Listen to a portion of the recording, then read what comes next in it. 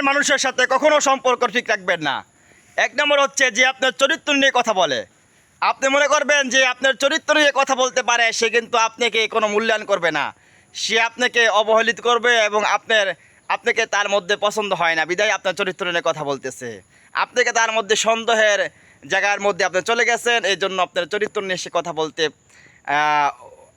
বলতে সামনে উদ্যম হয়েছে। তার সঙ্গে আপনার আর ভালো থাকা যাবে না এবং সে আপনাকে সন্দেহ করা শুরু করে দিবে।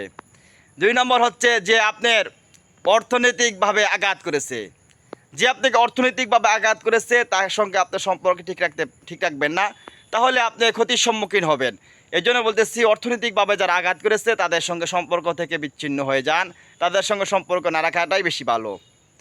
3 নম্বর হচ্ছে যে আপনার গোপনে আপনার বদনাম বলেছে, তার সঙ্গে আপনার সম্পর্ক রাখবেন না। কেন? তার সঙ্গে সম্পর্ক রেখে যদি আপনি যে কোনো কথা বলুন, যে কোনো গোপন কথা তার কাছে বলবেন, সে কথা কিন্তু সে পাস করে দিবে, অন্যের কাছে বলে দিবে। এই জন্য বলতেছি, কিছু সংখ্যক মানুষদের সঙ্গে আপনি মিলামিশা করা থেকে বিরত থাকুন। 4 নম্বর হচ্ছে আপনার মূর্খ মানুষদের সঙ্গে বন্ধুত্ব স্থাপন করবেন না। এক কবি বলেছেন, মূর্খ মানুষের সঙ্গে বন্ধুত্ব স্থাপন করা আর সাপের সঙ্গে বসবাস করার সমান একই। কেননা মূর্খ মানুষ সে তো বুঝবে না আপনার মর্যাদা, আপনার আত্মসম্মান বোধের উপর সে আঘাত করে ফেলবে, এরকম কথা বলবে। সে বুঝতেও পারবে না সেটা আপনার জন্য ক্ষতিসাধক, কিন্তু সে হাসি খুশিভাবে সেটা বলে ফেলবে। এই জন্য বলছি, কখনো মূর্খ মানুষের সঙ্গে বন্ধুত্ব করবেন না।